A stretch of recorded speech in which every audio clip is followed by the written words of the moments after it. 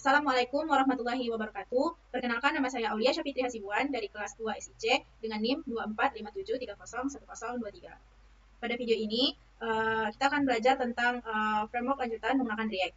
Nah, di sini saya bukan hanya bahas tentang teori saja, tapi akan langsung buat project, kemudian memahami konsep komponen, sampai mengelola project dengan Git.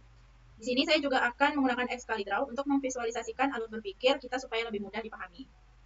Nah, sebelum kita menerapkan React, awalnya itu kita harus mendownload Node.js.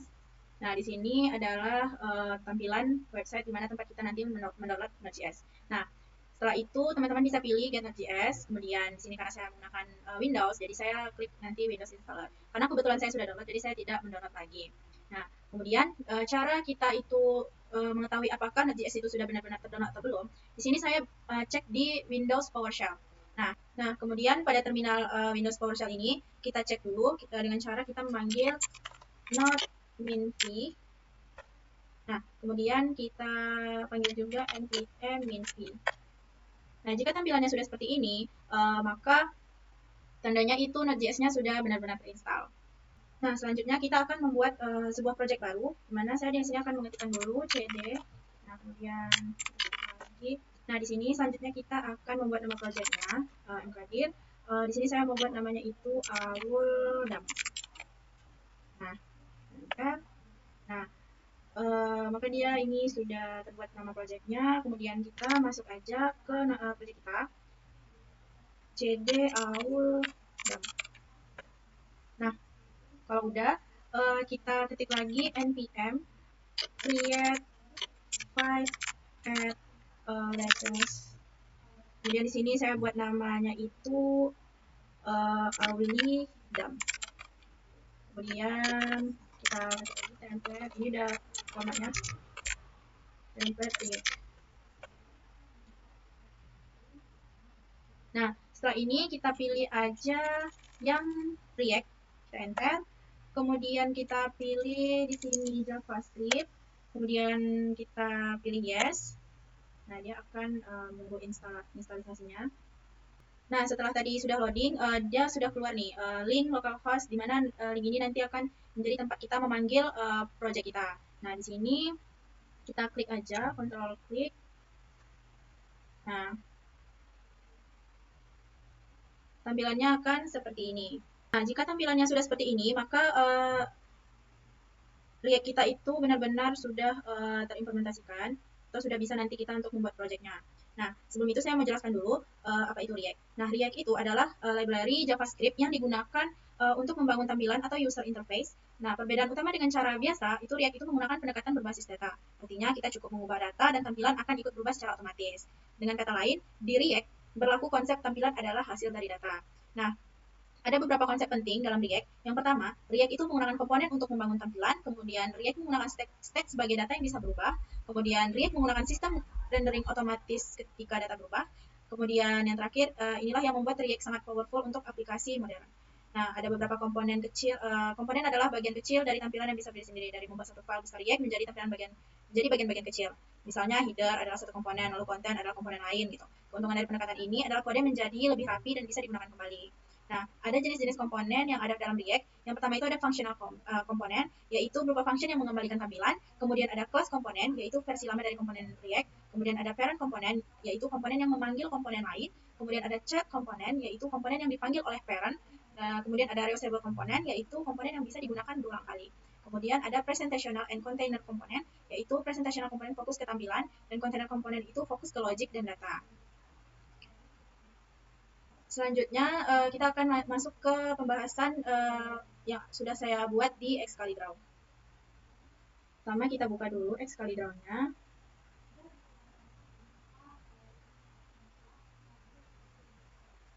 Nah, di sini yang pertama saya akan jelaskan mengenai zona pertama, yaitu planning, alur, dan wireframe. Nah, di sini yang pertama itu planning, tujuannya itu yaitu membangun halaman profil pribadi menggunakan React dan CSS untuk menampilkan data diri secara informatif dengan desain yang menarik dan terstruktur. Nah, kemudian saya juga dari dalam planning ini membuat sketsa UI-nya, di mana nanti itu di tampilannya itu paling atas itu judul besarnya, kemudian nanti mungkin ada subjudul atau teks. Nah, kemudian di sebelah kiri ini saya nanti akan membuat tampilan foto profil saya sendiri. Kemudian nanti saya juga akan menampilkan biodata seputar saya, kemudian di bawahnya juga ada quotas, dan yang paling bawah itu atau paling akhir itu adalah saya menambahkan footer. Nah, untuk alur planningnya, untuk alur dalam penggunaannya, yang pertama nanti user itu akan membuka halaman biodata melalui browser. Nah, kemudian nanti si aplikasi ini akan menampilkan seluruh elemen biodata seperti judul, foto, informasi pribadi, dan kutipan lainnya. Nah, kemudian tampilan diatur menggunakan CSS supaya dia nanti bisa terlihat lebih estetis, rapi, dan nyaman untuk dilihat. Dan terakhir, halaman biodata dapat digunakan sebagai media profil yang informatif dan menarik. Nah, kemudian zona 2 itu ada di sini saya melakukan bedah coding. Nah, di sini saya menggunakan ada lima file yang akan saya bedah nantinya. Nah, ini adalah file biodata diri atau biodata diri JSX. Nah, ini. Nah, dari codingan ini kita dapat menganalisa bahwa ini adalah function peran komponen atau komponen utama yang bisa dipanggil dan digunakan oleh file lain seperti di main.jsx nanti. Nah, peran komponen ini berfungsi sebagai pengatur dan penampung semua child komponen. Nah, sedangkan yang function greeting ini adalah komponen yang disebut dengan child komponen. Child komponen pertama yang dipanggil di dalam parent. Fungsinya sederhana, yaitu menampilkan pesan motivasi semoga belajar React.js menyenangkan dengan teks yang ditebalkan menggunakan teks strong. Nah, ini dia, semoga belajar React.js menyenangkan. Kemudian ada function photo profile. Nah, komponen ini tuh nantinya bertugas untuk menampilkan foto profil dalam bentuk persegi. Di dalamnya terdapat struktur div bersarang yang digunakan untuk fleksibilitas styling. Foto profile berfungsi sebagai area luar yang mengatur posisi, sementara foto-foto persegi biasanya diatur dengan CSS width dan height yang sama serta overflow hidden. Nah, kemudian untuk function info biodata ini, nah komponen ini tuh nanti akan berisi seluruh data diri mahasiswa yang ditampilkan dalam format label. Nah, nilai setiap label, misalkan kayak nama, NIM, tanggal lahir, dan lain-lain, dibuat lebih tebal menggunakan strong. Nah, di sini saya menggunakan function dari info biodata ini. Kemudian ada juga function quote text. Nah, komponen ini menampilkan kutipan motivasi. Nah, beserta nama penulisnya. Yang menarik dari komponen ini adalah penggunaan JSX expression dengan kurung perawal untuk menyisipkan variabel JavaScript dalam JSX. Nah, ini. Kemudian saya juga akan membedah codingan dari file container JSX. Nah, komponen container ini adalah komponen function container ini atau komponen container ini adalah komponen pembungkus yang menerima props children. Children berisi konten yang ditulis di antara tag pembuka atau penutup saat komponen ini dipanggil. Nah, komponen ini tuh menyusun layout dengan menempatkan children di bagian atas, lalu garis pemisahnya menggunakan HR, dan footer di bagian bawah. Karena menerima children, komponen ini nanti akan bersifat reusable, bisa dipakai berulang untuk membungkus konten yang berbeda, tetapi tetap memiliki footer yang sama. Nah, jadi itulah fungsi dari functionnya si function container ini, atau komponen container. Nah, kemudian di sini saya juga menerapkan custom CSS, file custom CSS, di mana ini lumayan cukup panjang. Nah, intinya itu ini adalah bagian untuk di mana nanti tampilan dari segi estetika, warna, penggunaan warna di tampilan sistemnya nanti. Ini adalah tempat kita meletakkan warna-warnanya atau ukuran-ukurannya juga. Nah, kemudian ini saya menggunakan body, ada card, ada section divider, ada biodata container, foto persegi, kemudian info biodata. Untuk tampilan info biodata nanti menggunakan warna apa gitu. Kayak yang body ini menggunakan warna apa. Dan sampai ke footer juga ditentukan juga warnanya supaya tampilan nanti lebih menarik. Nah, kemudian untuk file selanjutnya, nah ini, nah yang pertama itu ada import create code from React DOM garing client. Nah, fungsi dari React DOM untuk merender aplikasi ke halaman. Kemudian ada import biodata diri from /biodata diri. Gunanya itu ini yaitu komponen utama berisi biodata. Nah, ini adalah import dari komponen utama berisi biodata. Kemudian ada import container from /container, yaitu ini adalah komponen pembungkus yang menambahkan footer nanti. Kemudian ada import custom CSS, yaitu ini adalah import dari file styling untuk tampilan halaman. Nah, kemudian ada create root. Nah, ini create root ini nanti digunakan untuk menghubungkan React dengan elemen HTML yang memiliki ID root. Elemen root ini biasanya sudah disiapkan di file index.html sebagai tempat merender seluruh aplikasi React. Nah, untuk yang .render ini, nah ini tuh berfungsi untuk menampilkan komponen ke dalam elemen root. Nah, kemudian ada file pertemuan 2.html.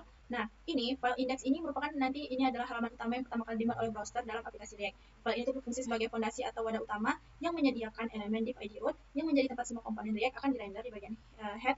File ini mengatur metadata penting seperti char set, UTF-8 untuk mendukung karakter internasional. Nah, ini adalah tampilan untuk yang pertama tadi yang kita setelah melakukan instalasi Node.js.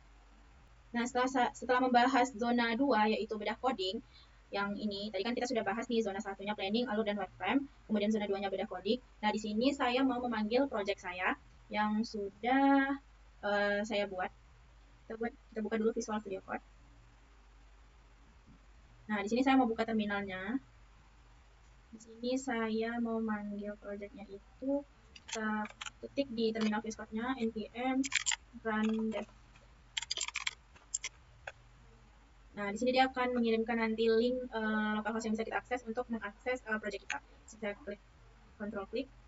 Di sini yang sama aja ya kita tadi. Saya udah terlalu banyak memanggil, jadi sini saya tambahin /pertemuan 2. Nah, ini adalah tampilan dari biodata yang sudah saya jelaskan tadi. Nah, ini ada foto profile, kemudian ini judul, ada subjudul atau teks-teks lainnya, kemudian ini ada judul biodatanya. Kemudian di sini adalah biodata saya, kemudian ini ada quotas, sedikit quotas, dan yang ini adalah footer. Nah, ini ada juga penggunaan warna yang tadi diterapkan di CSS. Kemudian saya mau membahas mengenai zona 3, yaitu journal error.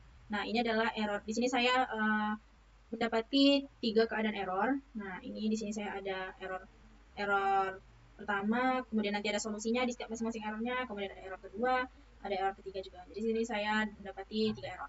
Nah, yang pertama itu adalah ini, error expected corresponding closing tag for JSX fragment. Nah, ini letak dari kenapa dia error, karena di sini saya tidak menggunakan penutup, menggunakan P, tag P. Nah, jadi dia tidak bisa tampil. Jadi dia nanti errornya akan seperti ini. Di sini ada penjelasannya lagi. Karena error ini terjadi karena elemen P tidak memiliki tag penutup, sehingga struktur JSX menjadi tidak lengkap dan tidak valid. React mengharuskan setiap tag yang dibuka harus ditutup dengan benar, sehingga kesalahan ini menyebabkan proses parsing gagal. Nah, jadi kalau kita membuat kode pada React ini emang benar-benar harus diperhatikan sedetail mungkin, apakah kita menggunakan tagnya sudah benar, kemudian kita sudah menutupnya juga, itu tetap harus diperhatikan. Itu untuk error pertama. Nah, solusinya ya kita menambahkan P itu pada elemen yang belum lengkap agar struktur JSX menjadi valid dan dapat dirender dengan normal dan real. Nah, di sini saya sudah perbaiki menggunakan tag P. Nah, kemudian ada error kedua. Di sini errornya itu expected function body. Nah, di sini kenapa bisa error? Karena saya ini menggunakan menduplikat dua function. Nah, jadi benar-benar harus diperhatikan kalau misalkan sampai function ini terduplikat, jadi dia benar-benar bakal error. Nah, dia menganggap functionnya itu tidak boleh lebih dari satu. Nah, ini dia. Biasanya error ini terjadi karena dalam satu file terdapat 2 export default. Nah, di sini kan ada 2 export nih jadinya. Padahal dalam sistem modul JavaScript hanya diperbolehkan satu default export. Kondisi ini menimbulkan konflik karena tidak ada kejelasan komponen mana yang menjadi ekspor utama dari file tersebut, sehingga proses kompilasi gagal. Nah, yang ketiga ada error juga. Nah, ini errornya itu bukan yang kayak tulisan merah-merah kayak gini, tapi dia tampilan biodatanya itu tidak muncul, hanya background ini saja, warna orange-orange ini saja. Nah, kenapa? Karena di sini saya juga typo. Harusnya itu greeting, tapi saya buatnya itu di greetingnya ini ada huruf A setelah huruf E, tapi saya typo, saya tidak memasukkan huruf A-nya atau ketinggalan. Jadi setelah saya analisa ternyata error ini terjadi karena nama komponen yang dipanggil tidak sesuai dengan nama fungsi yang telah didefinisikan. Sebelumnya itu saya mendefinisikan itu greeting, jadi karena typo jadinya dia error. Nah, dalam biak penamaan komponen bersifat case sensitif. Nah, jadi untuk penamaan apapun itu dia sangat-sangat sensitif dan harus sama persis, sehingga perbedaan satu huruf saja dapat menyebabkan komponen tidak dikenali. Kemudian, nah ini setelah perbaikan, nah untuk mengatasi masalah ini, pastikan nama komponen yang kita panggil itu sesuai dengan nama fungsi yang telah kita buat sebelumnya. Kemudian perbaiki penulisan agar konsisten. Kalau kita buat greeting, kita buat juga greeting. Kalau nggak pakai A juga, nantinya kita juga harus tidak pakai A gitu. Dia harus konsisten untuk penamaan. Nah, mungkin itu untuk pembahasan di zona ketiga, yaitu journal error. Nah, selanjutnya ke zona terakhir, yaitu melakukan git, supaya apa yang sudah kita buat dan kita ubah-ubah di project itu tersimpan perubahannya di GitHub. Nah, sebelum itu kita buat dulu direktori baru sesuai dengan nama project yang sudah kita buat tadi. Nah, kemudian kita inisialisasi dulu git-nya menggunakan git init, kemudian kita masukkan perintah-perintah git lainnya hingga ke git commit dan kemudian git push terakhirnya. Nah, nanti setelah kita menggunakan menerapkan git push, nanti di sini ada beberapa commit yang sudah kita lakukan. Nah, di sini saya sudah melakukan 2 kali commit, yaitu yang pertama first commit, yang kedua itu ada commit lagi. Nah, jadi setiap perubahan atau apapun yang sudah kita buat di dalam project, maka akan tersimpan di sini perubahannya. Nah, sekian materi pertemuan 2 mengenai React. Lebih kurangnya mohon maaf. Wassalamualaikum warahmatullahi wabarakatuh.